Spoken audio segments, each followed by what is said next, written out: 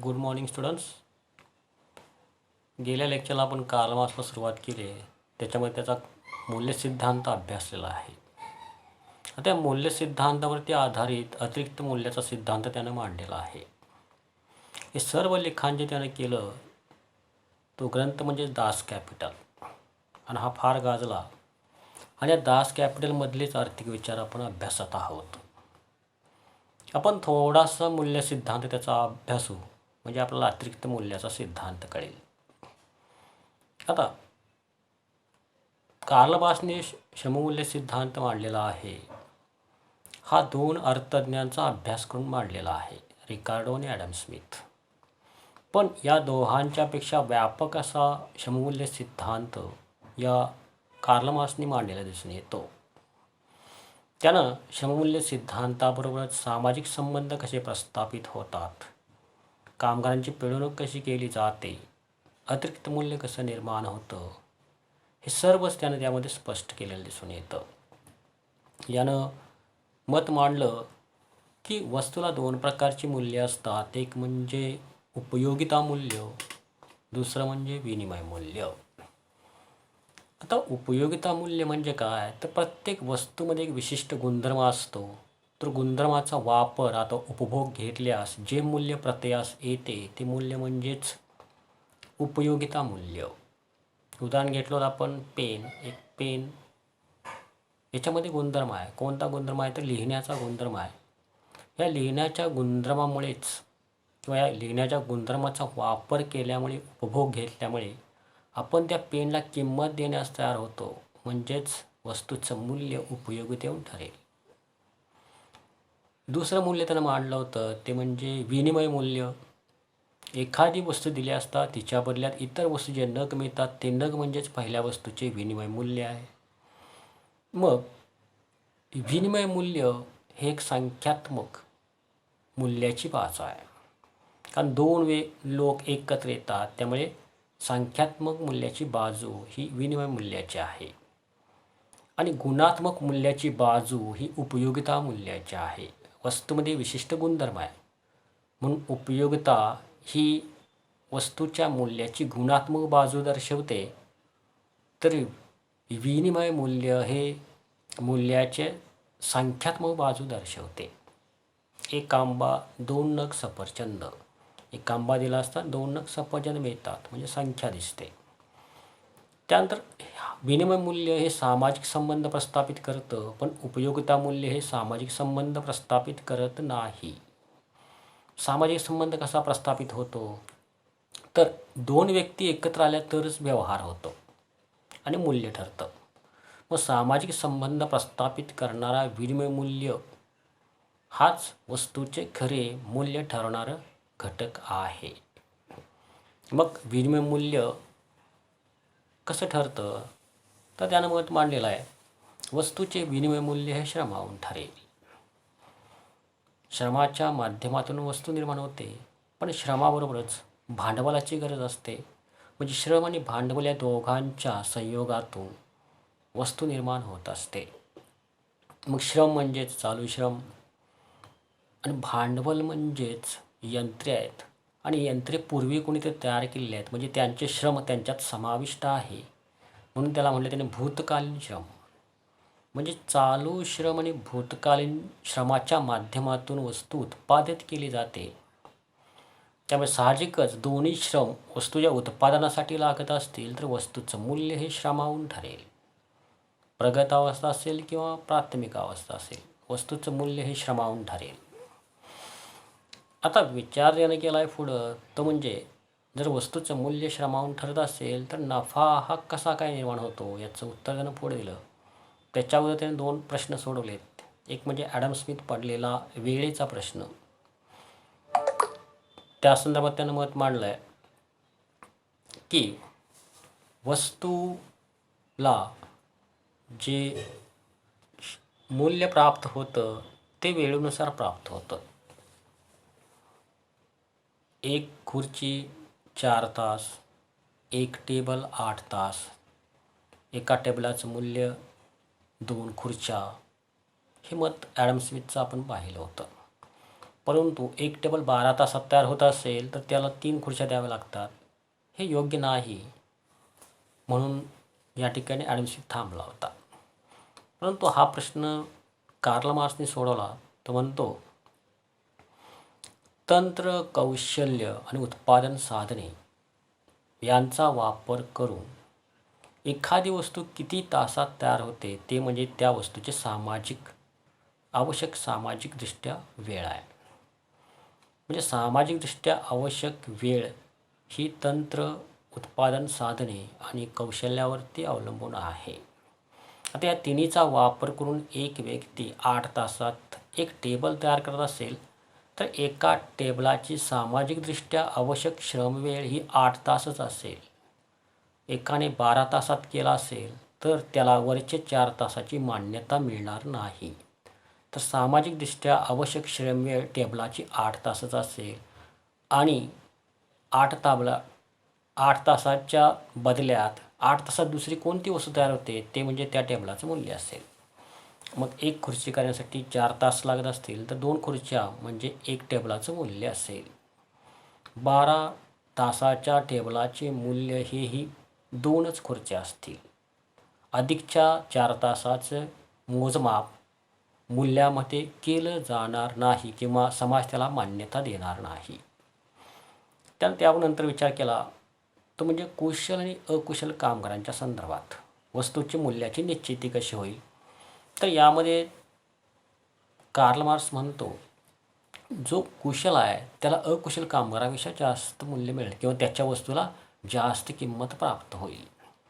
त्यानं उदाहरण घेतलं होतं, एक विणकरी 1 तासात एक सुती साडी विणतो तर दुसरा कुशल कामगार 8 तासात एक रेशीम साडी विणतो. तर साहजिकच रेशीम साडीचे मूल्य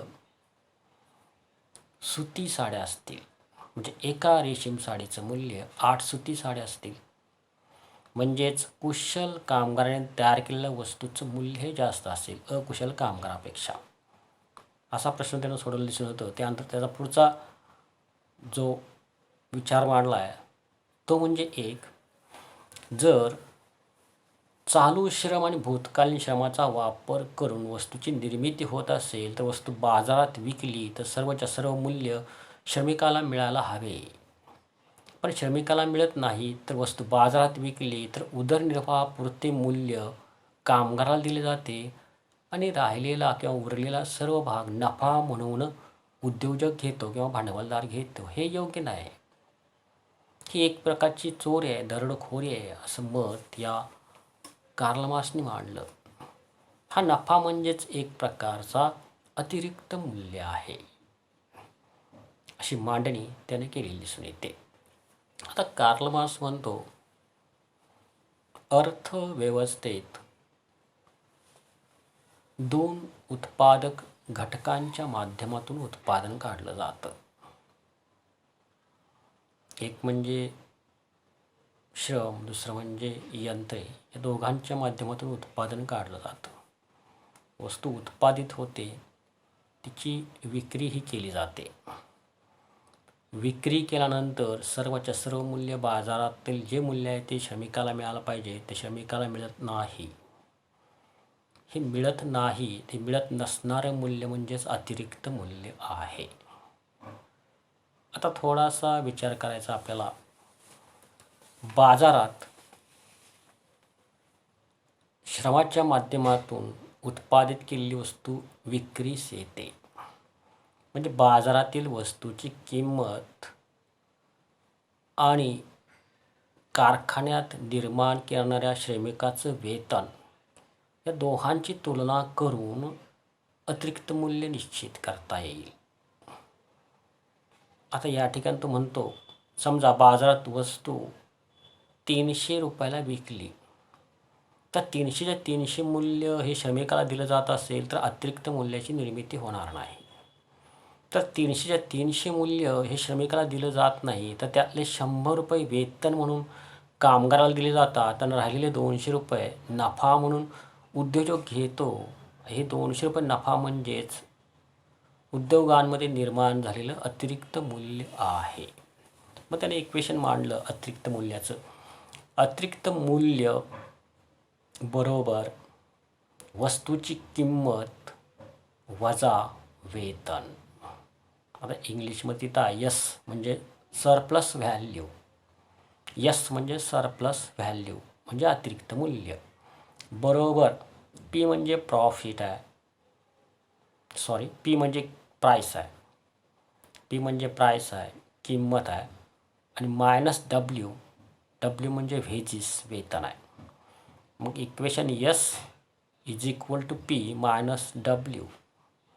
आता यस म्हणजे सरप्लस व्हॅल्यू काढायची आहे बरोबर पी म्हणजे किंमत बाजारातली आपल्याला माहीत आहे. आणि उद्योजक कामगाराला किती वेतन देतो, डब्ल्यू म्हणजे व्हेजिस, वेतन किती देतो. म्हणजे किमतीतून वेतन वजा केलं तर आपल्याला सरप्लस व्हॅल्यू म्हणजेच अतिरिक्त मूल्य मिळणार आहे. तर कॉमन एक सिंपल उदाहरण घेऊया आपण. आता बघा, बाजारात वस्तूची किंमत किती आहे तर 200 आहे. आणि 200 रुपयाला वस्तू विकली तर त्यातले 100 रुपये तो कामगाराला देतोय. म्हणजे 200 वजा 100, पी 200 आहे मायनस डब्ल्यू 100 आहे. 200 वजा 100 बरोबर 100. म्हणजे S surplus value is equal to 100. Surplus value 100 आहे, अतिरिक्त मूल्य 100 आहे. सांगता येईल अर्थव्यवस्थेत एक वस्तू निर्माण झाली 200 रुपयाला, ती विकली. 200 रुपयामधले 100 रुपये कामगाराला वेतन म्हणून दिले जातात. राहिलेले 100 रुपये म्हणजे काय असतील तर तो नफा असेल. तो नफा म्हणजेच अतिरिक्त मूल्य असेल. म्हणून S is equal to P minus W. S काढायचा आहे, पी मिळालेला आहे 200, वेतन 100 आहे. 200 वजा 100 बरोबर 100 हे अतिरिक्त मूल्य आहे. अशी सिंपल मांडणी कार्ल मार्क्सने केलेली दिसून येते. अत्यंत विस्तृत प्रकारची अतिरिक्त मूल्याची मांडणी केलेली दिसून येते. तो म्हणतो भांडवलशाही अर्थव्यवस्थेत 2 उत्पादक घटकांच्या माध्यमातून उत्पादन काढलं जातं. एक म्हणजे कामगार असेल, श्रम असेल, दुसरं म्हणजे यंत्र असेल. हे दोघे मिळून कच्च्या मालाचा वापर करतात आणि कच्च्या मालाचा वापर करून उत्पादन काढतात. तर इथं विचार करूया आपण. एक चादर तयार करायची आहे. एक चादर तयार करण्यासाठी कामगार आणि यंत्र हे 2 घटक आहेत. तर भांडवलदार कच्चा माल खरेदी करतो, कापूस, श्रमिक आणि यंत्र. कामगार आणि यंत्र हे दोघे म्हणून कच्च्या मालाचा वापर करतात आणि उत्पादन काढतात. आता या ठिकाणी कामगाराने उत्पादन काढलं आहे तर एक चादरीची किंमत 300 रुपये आहे. 300 रुपये का तर उत्पादन खर्चावरून किंमत ठरत असते. वेतन 100 रुपये दिलं जाणार आहे कामगाराला. घसारा, यंत्रावरती घसारा, यंत्राची झीज होते. यंत्र आपण वापरतो त्यावेळी त्याची झीज होते किंवा ते यंत्राला इंधन लागते, वीज पुरवठा लागतो. मग ह्या दोघांच्यावरती खर्च होतो आहे. कामगाराला वेतन 100 रुपये दिले जातात, यंत्रावरती घसारा 100 रुपये टाकला जातो आणि 100 रुपयाचा कापूस विकत घेतला जातो. म्हणजे ह्या तिघांची बेरीज केली तर आपल्याला उत्पादन खर्च मिळतो, तो म्हणजे प्रोडक्शन कॉस्ट आहे. मग एक चादर तयार करण्यासाठी 300 रुपये उत्पादन खर्च येतो. तर साहजिकच चादरीची किंमत किती असेल तर 300 रुपये चादरीची किंमत आहे. उत्पादन खर्चावरून किंमत ठरलेली आहे. आता विचार करायचा आहे, अर्थव्यवस्थेत हे 3 घटक वापरून आपण उत्पादन काढतोय. कामगाराने उत्पादनात भाग घेतल्यावर त्याला 100 रुपयाचं वेतन दिलं, यंत्रावरती घसारा 100 रुपयाचा टाकला आणि कच्च्या मालाची किंमत कापसाची 100 रुपये दिली. हे 3 खर्च केले, 300 रुपयाचा 3 खर्च केले की एक चादर 2 तासात तयार होते. म्हणजे 2 तासात 300 रुपयाची एक चादर तयार होते किंवा एका चादरीची किंमत 300 रुपये आहे आणि ती चादर फक्त 2 तासात तयार होते. तर 2 तासात जे प्रोडक्शन काढले त्याची विक्री बाजारात केली, म्हणजे 300 रुपयाला चादर विकली तर साहजिकच 300 रुपयाची वाटणी, विभागणी भांडवलदारास करावी लागेल. प्रथम तो कामगारास वेतन 100 देईल, नंतर तो यंत्राचा घसारा 100 रुपये देईल आणि कच्च्या मालाची किंमत कापसाची 100 रुपये देईल. आता हे 300 रुपये त्याने वाटले तर त्याला कुठलंही मूल्य मिळत नाही. मग त्याला कुठलंही उत्पन्न मिळत नसेल, मूल्य मिळत नसेल, तरी तो उत्पादन का काढत आहे? उत्पादन का बंद झालेलं नाही? ते उत्पादन सतत का काढत आहे? ह्याच्या पाठीमागचं महत्त्वाचं कारण म्हणजेच कार्ल मार्क्स म्हणतो अतिरिक्त मूल्य होय. या अतिरिक्त मूल्यामुळेच भांडवलदार किंवा कारखानदार जास्त उत्पादन काढत आहे. अतिरिक्त मूल्य जर नसतं तर उद्योजकानं उत्पादन काढण्याचंच बंद केलं असतं. म्हणजे भांडवलदारास उत्पादन काढण्याची प्रेरणा ही अतिरिक्त मूल्यामुळेच मिळते. आता 2 तासात एक चादर 300 रुपयाची तयार झालेली आहे. परंतु कामगार हा 2 तासच काम करीत नसतो, तर तो 8 तास काम करत असतो. म्हणजे 2 तासाचं मूल्य जे आहे 100 रुपये, त्याला दिवसाचा पगार 100 रुपये मिळालेला आहे. 8 तासाच्या कामाचा मोबदला 100 रुपये त्याला सुरुवातीलाच मिळालेला आहे. आता पुढच्या 2 तासात तो आणखीन एक चादर तयार करेल कामगार. आता पुढचा 2 तास म्हणजे सेकंड स्टेजमध्ये आपण बघू. आता सेकंड स्टेज, दुसऱ्या 2 तासात कामगाराला 100 रुपये द्यावं लागेल. यंत्रावरती इंधन किंवा घसारा 100 रुपये द्यावं लागेल. कच्चा मालाची किंमत 100 रुपये असेल. म्हणजे परत 300 रुपयात दुसरी चादर तयार होईल. आता दुसऱ्या चादरीचं उत्पादन खर्च किती आहे? तर 300 रुपये. दुसऱ्या चादरीचा उत्पादन खर्च 300 रुपये. आता ही बाजारात विकली 300 रुपयाला, तर साहजिकच भांडवलदाराचा खर्च विचार घेतला तर कच्च्या मालाच्या कापसाची किंमत 100 रुपये देऊन टाकली त्यानं. यंत्रावरती घसारा 100 रुपये देऊन टाकला. परंतु कामगारास वेतन मात्र तो देत नाही. कारण का 8 तासाचा पगार त्यानं 2 तासाचा देऊन टाकलेला आहे. त्यामुळे तो कामगाराला वेतन 100 रुपये देत नाही. म्हणून मग ते लाल अक्षरात लिहिलेलं आहे, कामगाराला मिळणारे 100 रुपये तो देत नाही. आता ते 100 रुपये म्हणजेच काय? तर अतिरिक्त मूल्य आहेत. दुसऱ्या चादरीच्या दरम्यान किंवा दुसरी चादर तयार होताना 100 रुपयाचं अतिरिक्त मूल्य निर्माण झालेलं आहे. कामगाराने अतिरिक्त श्रम केलेलं आहे ते किती रुपयाचं आहे? ते 100 रुपयाचं आहे. अतिरिक्त श्रम दुसऱ्या स्टेजमध्ये कामगाराचं 100 रुपयाचं आहे. म्हणजेच अतिरिक्त मूल्य. अतिरिक्त श्रम म्हणजेच अतिरिक्त मूल्य असेल ते म्हणजे 100 रुपयाचं आहे. या ठिकाणी पहिल्यांदाच कारखानदारास किंवा भांडवलदारास 100 रुपये हे अतिरिक्त मूल्य मिळालं आहे. म्हणजेच त्यानं कामगाराचा पगार दिलेला नाही किंवा त्याचं वेतन दिलेलं नाही.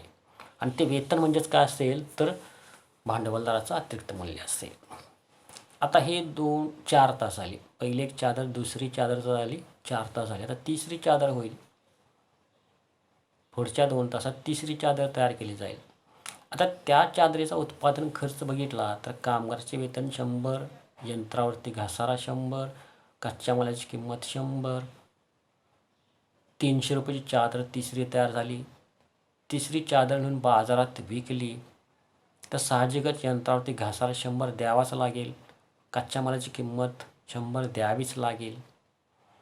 परंतु भांडवलदार श्रमिकाला वेतन देत नाही. कारण सुरुवातीच्या 2 तासातच त्याचे 100 रुपयाचं वेतन निघालेलं आहे. म्हणजे हे जे अतिरिक्त श्रम त्याने केले त्या श्रमाचे मूल्य मात्र भांडवलदार त्याला देत नाही.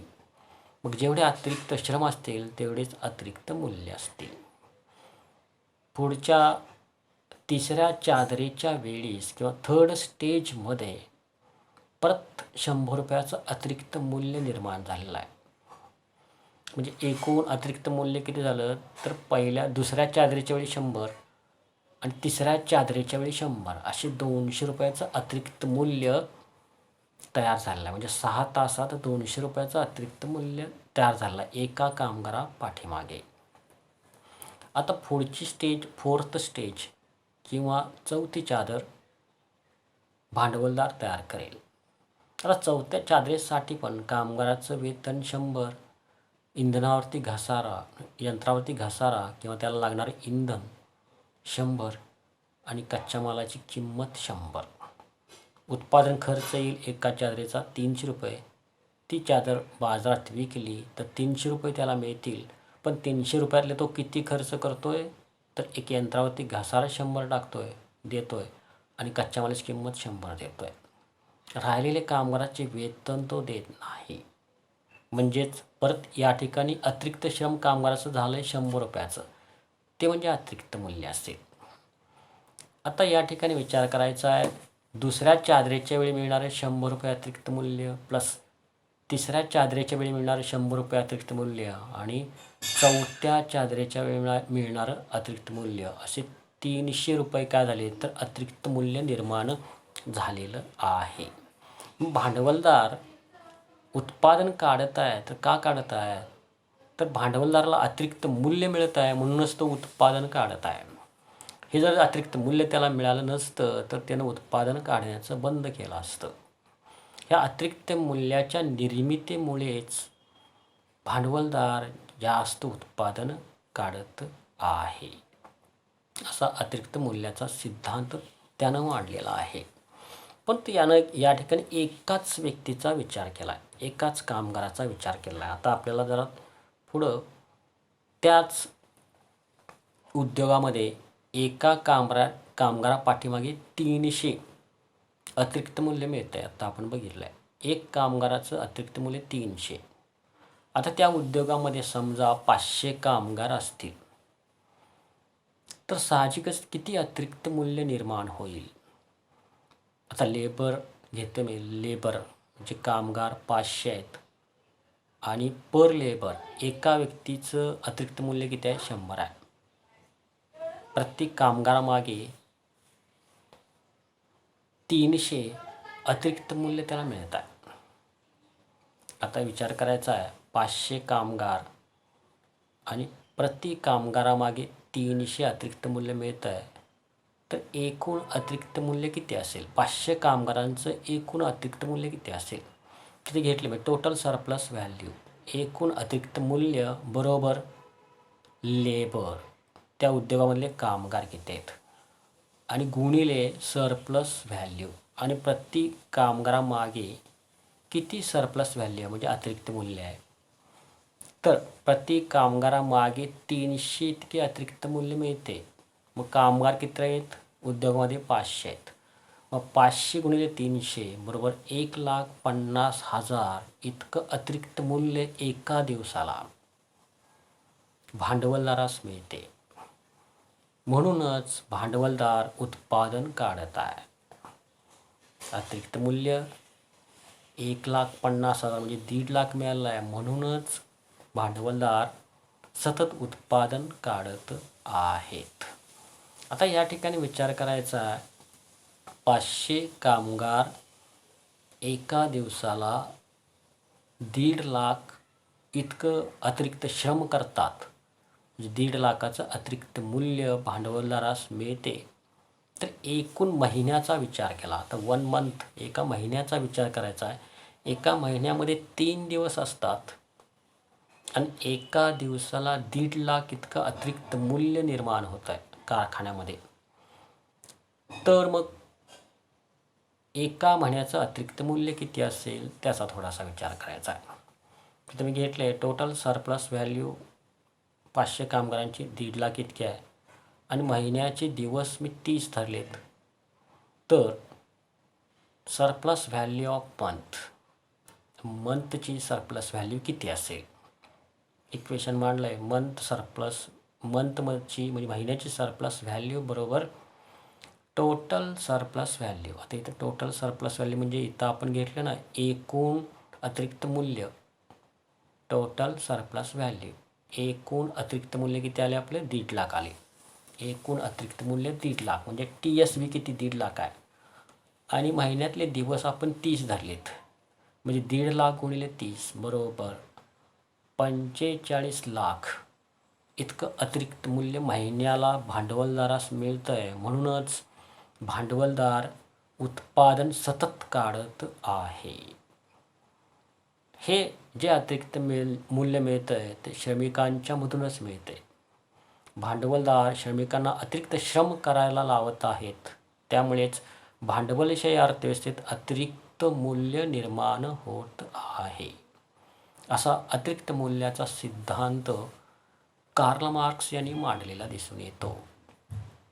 यानंतरच्या पुढच्या लेक्चरला याच्या पुढचा अभ्यास आपल्याला थोडासा करायचा आहे. आता मी इथं थांबतो आहे. अतिरिक्त मूल्याचा सिद्धांताचा विचार करून आता आपण इथं थांबतो आहे. त्याच्यानंतर पुढची स्टेज आपण पुढच्याला बघू. Okay, thank you.